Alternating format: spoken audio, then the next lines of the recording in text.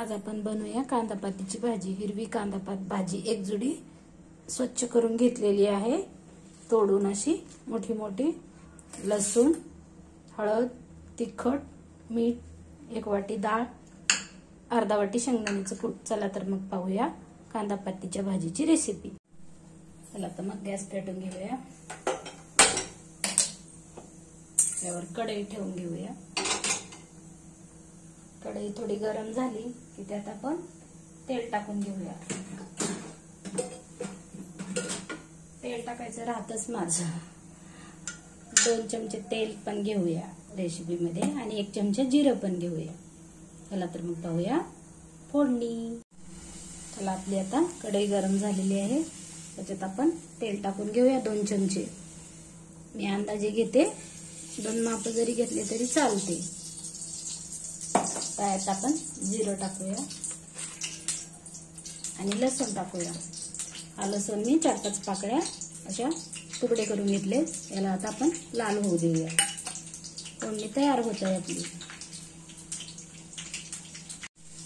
हे पहा, आता आपली फोडणी तयार झाली। लसूण लाल झाला की आपण ही कांदापात घालून घेऊया।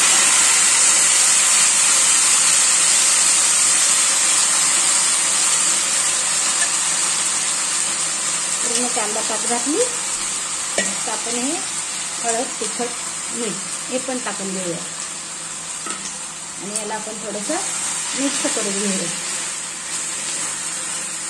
मिक्स होते तोपर्यंत आपण मुगाची डाळ धुवून घेऊया। हे पहा, मुगाची डाळ स्वच्छ धुवून घेतली, ती पण याच्यात टाकून घेऊया।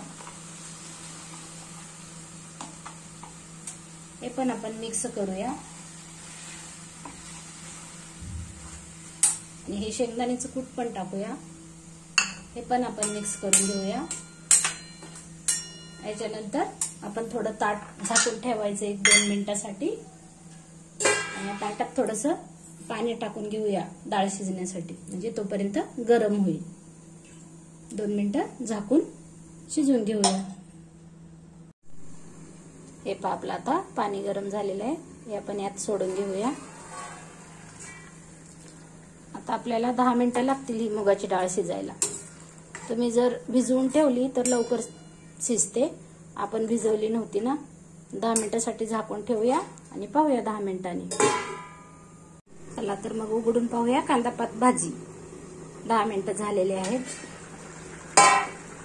हे पहा, खूप छान झाली आपली कांदापात भाजी। कांदापात भाजीची रेसिपी आवडली असेल तर व्हिडिओला लाईक करा, शेअर करा, सबस्क्राईब करा। व्हिडिओ पाहिल्याबद्दल धन्यवाद। चला मग आपण आता गॅस बंद करून घेऊया, 2 मिनिटं झाकून ठेवूया।